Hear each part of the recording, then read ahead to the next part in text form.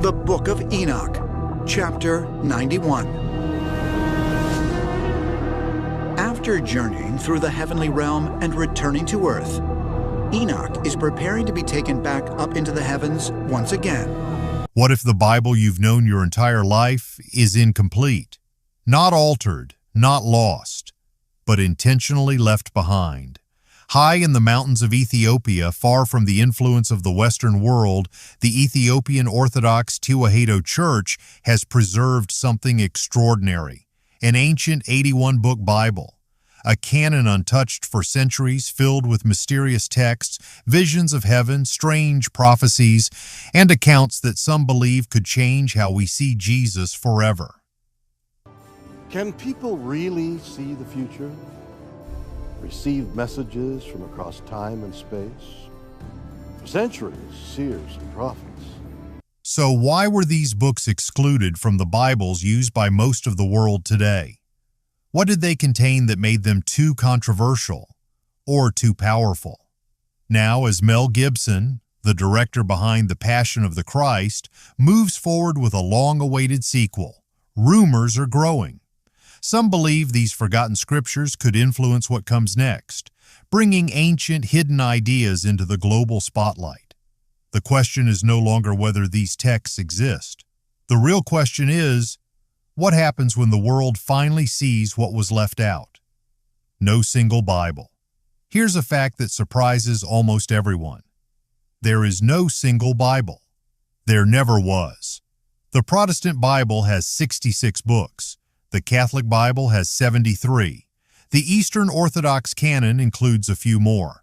And the Ethiopian Orthodox Tewahedo Church, one of the oldest Christian institutions in the world, recognizes 81 books.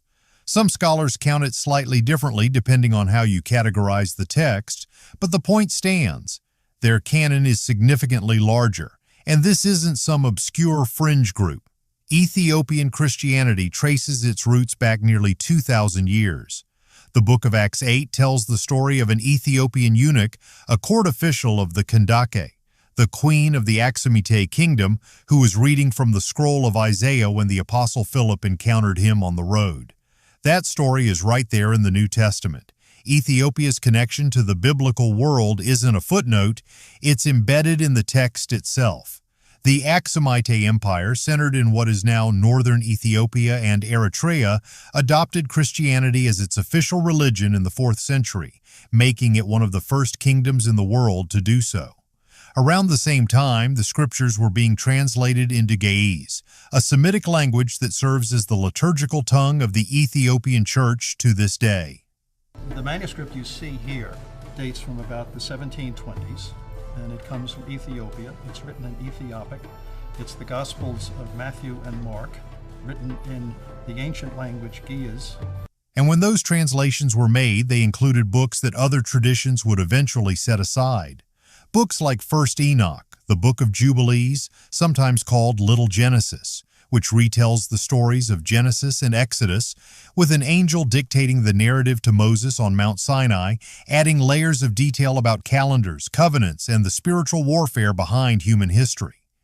The Ascension of Isaiah, with its staggering vision of 7 heavens and a divine figure who descends through every one of them. There are others too, like the Shepherd of Hermas, a text about visions and moral instruction that was widely read in the early church across the Mediterranean, and the books of Maccabees, which are unique to the Ethiopian tradition and have no parallel in any other Christian canon. These texts didn't arrive as an afterthought. They were woven into the fabric of Ethiopian Christianity from its earliest centuries. These weren't considered strange or heretical in the Ethiopian tradition. They were scripture. They were read in churches, studied by scholars, and copied by monks. While the rest of the Christian world was narrowing its canon, Ethiopia preserved a wider one. And because the Ethiopian highlands were geographically isolated, cut off by deserts, mountains, and the politics of empire, these texts survived in a near unbroken manuscript tradition for over a millennium. The rest of the world moved on. Ethiopia held still, and what they held on to may change how you understand Christianity itself. Enoch was quoted, talk about the Book of Enoch because this is the one that shakes people. First Enoch, also called the Ethiopic Book of Enoch. The Book of Enoch, the Ethiopian, as it says right here, greater than Abraham, holier than Moses, the first perfect human being. Since the only fully preserved version exists in Ge'ez, the text is credited to Enoch, who was Noah's great-grandfather. In Genesis, Enoch barely appears, only that he walked with God, and then he was gone, because God took him. That's all. 7 generations after Adam, and he simply disappears from the narrative. But First Enoch expands on everything Genesis leaves unsaid. It's a vast and vivid visionary work. Angels who fall, known as the Watchers, come down to earth, marry human women, and pass on forbidden knowledge, metalworking, magic, astrology. Their children become the Nephilim, enormous beings who devastate the earth. God responds by sending a flood to purify the world. Yet even before that happens, Enoch is carried on a journey across the cosmos. He observes the structure of heaven, sees divine judgment, and meets a figure called the Son of Man. Pause there, because that term, Son of Man, is one of the most significant titles in the New Testament. It's the name Jesus uses for himself more than any other. Not Son of God, Son of Man. And when he says it, he isn't inventing something new. He's drawing from an existing tradition, one that many scholars trace directly to the parables or similitudes of First Enoch, composed around the 1st or 2nd century BCE. In Enoch, the Son of Man is an eternal divine being. He sits upon a throne of glory. He judges earthly kings. He exists before creation and is revealed at the end of time. If that feels familiar, it should. These descriptions closely match how Jesus is portrayed in the Gospels and in the book of Revelation. So why isn't Enoch included in most Bibles? Early Christians knew it well. The Epistle of Jude, found in every Christian Bible, directly quotes First Enoch. Jude 1:14-15 says, Enoch, the 7th from Adam, prophesied about them, and then presents a passage that nearly mirrors First Enoch 1. That's not a loose reference, it's a direct quote. Early church fathers disagreed about it. Tertullian, writing in the 2nd and 3rd century, supported the book and viewed it as scripture.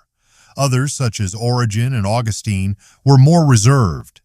By the time the Western canon was finalized, Enoch was excluded, not because it was shown to be false, but because it didn't align with the path mainstream theology was taking. Then came the Dead Sea Scrolls. In 1947, pieces of First Enoch were discovered in the caves of Qumran. Qumran, Israel, 1947. 20 miles east of Jerusalem. At this ancient site, the Dead Sea is surrounded by caves, and as young teenage boys would do, they threw a rock into the cave, heard the sound of breaking pots. Aramaic fragments predating Christ.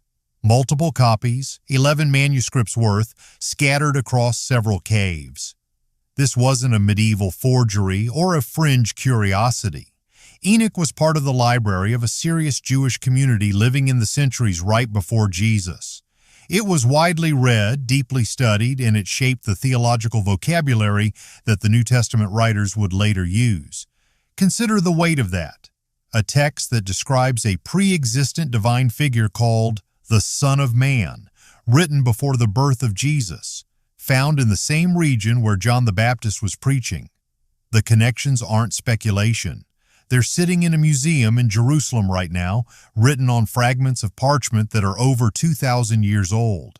The Book of Enoch didn't disappear because it was wrong. It disappeared because the people with the power to define the canon decided it didn't belong. Ethiopia disagreed. The unseen descent. If Enoch offers you the cosmic Christ before the Gospels, the Ascension of Isaiah presents you the cosmic Christ within the Gospels. The Ascension of Isaiah is a blended text, partly Jewish, partly Christian, likely compiled between the 1st and 4th centuries. The first half shares the account of the prophet Isaiah's martyrdom, cut in two inside a hollow tree on the command of a corrupt king. It's harsh, it's intense, and it's the kind of account that early Christians shared as proof of prophetic suffering. But the second half is where things become remarkable. Isaiah is lifted up through 7 heavens. Each level becomes more radiant than the previous. In the lower heavens, angels are in conflict. There is tension, structure, struggle. As Isaiah rises, the brightness increases, the worship deepens, and the boundary between the human and divine becomes thinner. And then he witnesses something that halts him, a vision of the descent of the beloved, a divine figure who will come down through all 7 heavens, concealing himself at each level. He will assume the form of the angels in each heaven so that none of them identify him. He will descend completely to the firmament, then to earth, where he will be born of a woman, live, endure, die, and rise. And then he will ascend back through all 7 heavens, this time revealed in his full glory, with every angel bowing as he passes. Consider what this means theologically. This isn't simply resurrection as returning to life. This is resurrection as cosmic restoration, a divine being moving through layers of reality, shedding disguises and reclaiming authority over every realm of existence. It's a telling of the Christ story that is far more detailed, far more symbolic, and far more visually striking than anything in the traditional canon. And it has meanings that go beyond theology. If early Christians, large numbers of them, understood the Christ event as a cosmic drama unfolding across multiple dimensions of reality, and the criteria then the resurrection wasn't just a miracle that apostolic origin mattered. Could a text be traced to an apostle or someone in an apostle's circle? Widespread use mattered. Was the text read in churches across multiple regions? Doctrinal consistency mattered. Did the text align with what was forming as mainstream belief? These were reasonable criteria, but they inevitably reflected the priorities of the communities that held the most influence. Scholars like Bart Ehrman, Elaine Pagels, and others have written extensively about this process. Bruce Metzger's classic work on the canon follows the debates and decisions with remarkable detail. It's not a secret. It's not a conspiracy. It's simply the way history unfolds. Decisions get made, some voices are elevated, others are quieted, and over time, the quieted voices become forgotten, unless someone somewhere keeps them alive. Long before Rome made its decisions, high in the Tigray region of northern Ethiopia, monasteries clinged to cliffsides as if they were set there by something beyond human hands. Dibri Damo, Abuna Yamatagu. These are places you reach by climbing a rope up a sheer rock face or by walking Then the resurrection wasn't just a miracle that occurred in a garden. It was the climax of a story that began before the creation of the world and unfolded across every layer of existence. And the empty tomb was simply the part we could see. The ascension of Isaiah was read and respected by many early Christians. It appears in references by church fathers. Jerome knew of it. Epiphanius mentioned it. But like Enoch, it didn't make the final canon except in Ethiopia. There it was preserved, copied, and read in churches, treated as part of the sacred tradition. And it brings up a question that has no simple answer. What kind of Christianity might we have today if these texts had remained? The canon was debated. This is the part that makes people uneasy. Not because it's shocking, but because it's truthful. There was no single moment when someone sat down and declared, "These books belong, those books do not." Canon formation was a long, complicated, politically connected process that stretched across centuries. And the earliest Christians didn't have a New Testament. They had the Jewish scriptures, what Christians would later call the Old Testament, and they had letters from apostles and stories of Jesus that circulated in different communities. Different churches used different texts. The church in Rome read certain letters. The church in Alexandria read others. The church in Ethiopia read even more. By the 2nd century, there was increasing pressure to standardize. Heretical movements, Gnosticism, and Marcionism were forming their own canons, and church leaders felt the need to define an orthodox one.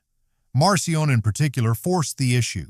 He rejected the entire Old Testament and accepted only a revised version of Luke and 10 of Paul's letters. The mainstream church had to respond. If heretics were forming canons, orthodoxy needed one as well. and Athanasius, the bishop of Alexandria, wrote a letter in 367 CE listing 27 books of the New Testament, the same 27 books that appear in every New Testament today. His letter is often mentioned as a key moment in canon formation, but Athanasius didn't have the authority to enforce his list everywhere. It took decades more of discussion, regional councils, Hippo in 393, Carthage in 397, and the slow shaping of institutional agreement before the canon we know today took its familiar form. And even then, it wasn't universal. The Syrian church had a different canon for centuries. The Ethiopian church maintained its broader collection. The Armenian tradition had its own differences. The point is not that the canon was formed in bad faith.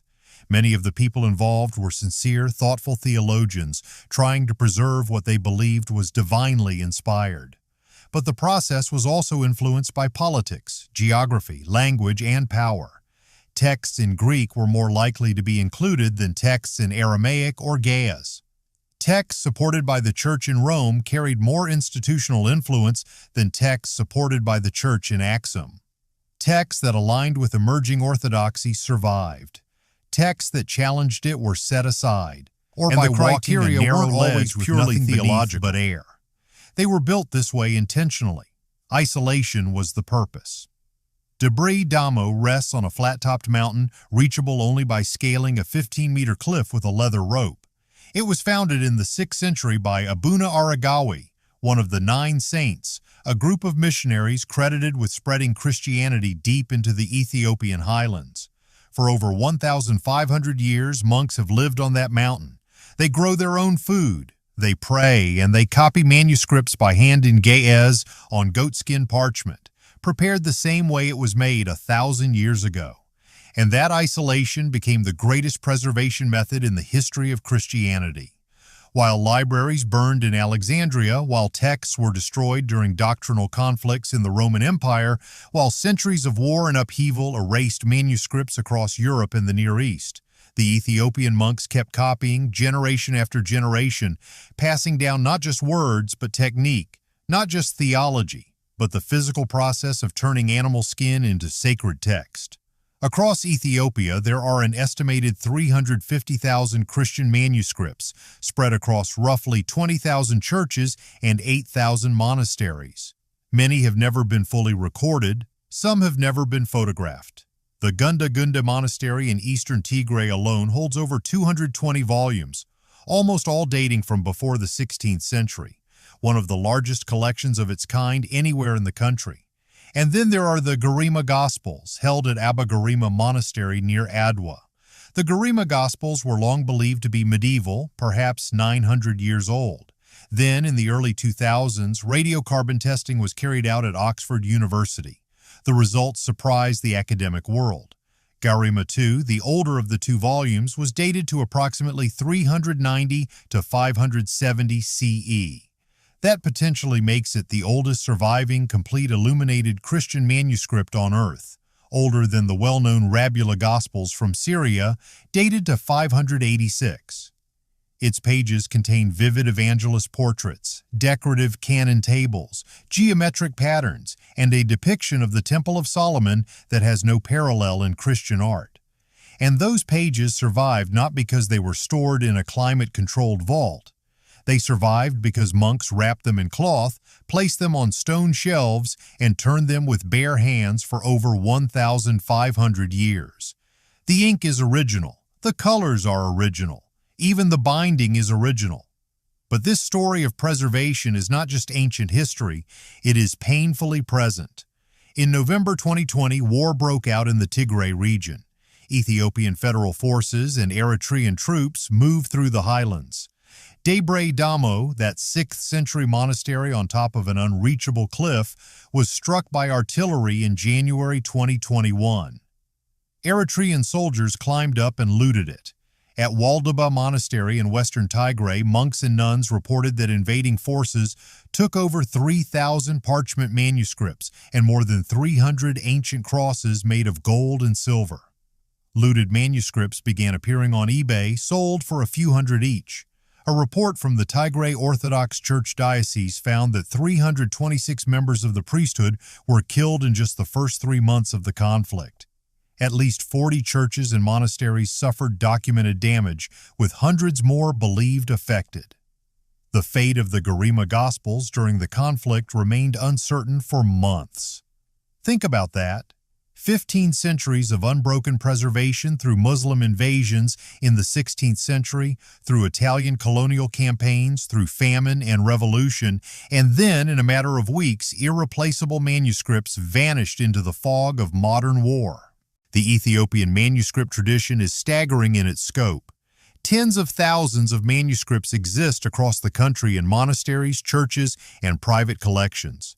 Every few years, a new discovery makes headlines: a previously unknown text, an early variant, a manuscript that rewrites the timeline of Christian literary history. In recent decades, international projects led by scholars at the University of Hamburg, the British Library, and the Hill Museum and Manuscript Library in Minnesota have been racing to digitize as many manuscripts as possible before they are lost to time, conflict, or neglect. 95% of Ethiopia's manuscripts remain in the hands of churches and monasteries, not museums. This is not just preservation of parchment. This is preservation of a worldview. The Ethiopian church didn't just keep the physical manuscripts. They kept reading them, preaching from them, living inside the theology that Enoch and Jubilees and the Ascension of Isaiah contain. For them, these aren't lost books. They were never lost. The rest of the world simply stopped looking. The monks didn't just guard books, they guarded a version of Christianity that the rest of the world forgot was possible. And even now, after war, after looting, after the kind of destruction that would have ended lesser traditions, they are still there, still copying, still praying, still turning pages that most of the world has never read. Mel Gibson's revival.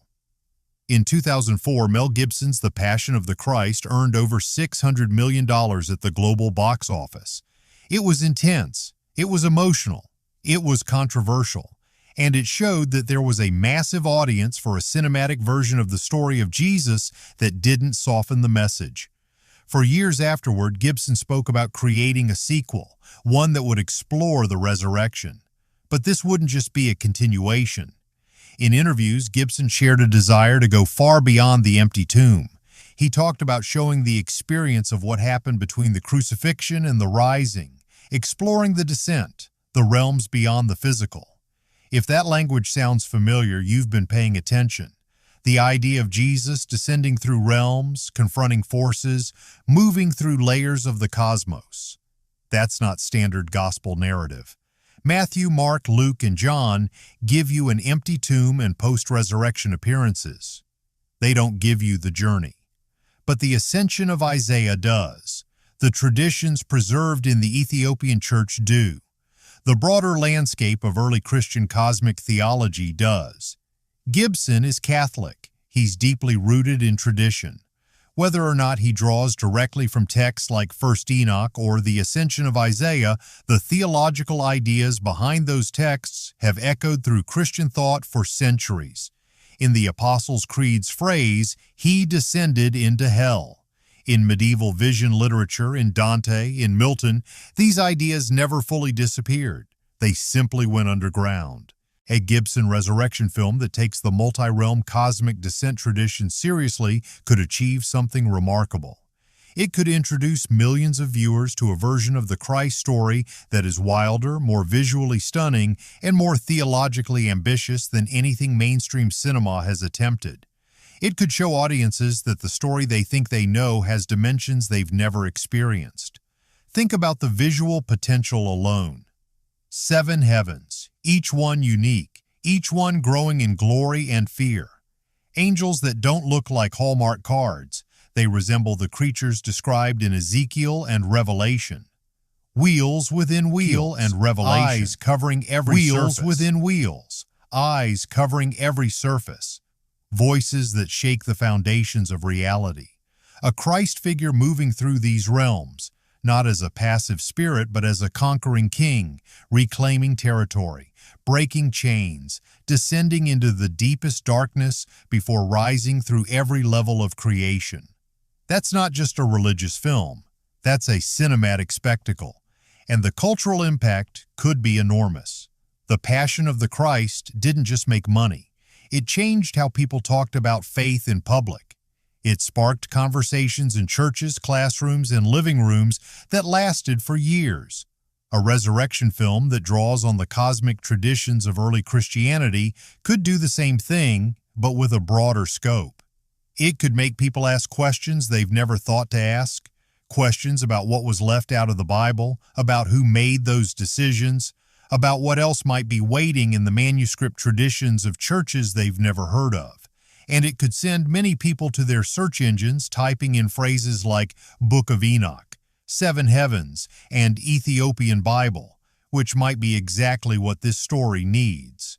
We tell ourselves nothing is hidden anymore, that every manuscript has been scanned, every mystery uploaded, every secret turned into searchable text. And yet, the most powerful truths are often the ones we never think to search for. In the highlands of Ethiopia, within the tradition of the Ethiopian Orthodox Tewahedo Church, those pages still exist, not as relics but as living scripture, preserved through conquest, isolation, and centuries of doubt. If a modern filmmaker reaches back into that ancient well, if the next chapter on screen dares to show the unseen realm between death and resurrection, it won't just be cinema. It will be a meeting between forgotten theology and a global audience that never knew it was missing something. So the real question isn't whether these books survived. They did. The question is this: when the rest of the world finally looks up and sees what was always there, will we recognize it as lost history or as something we were never meant to forget?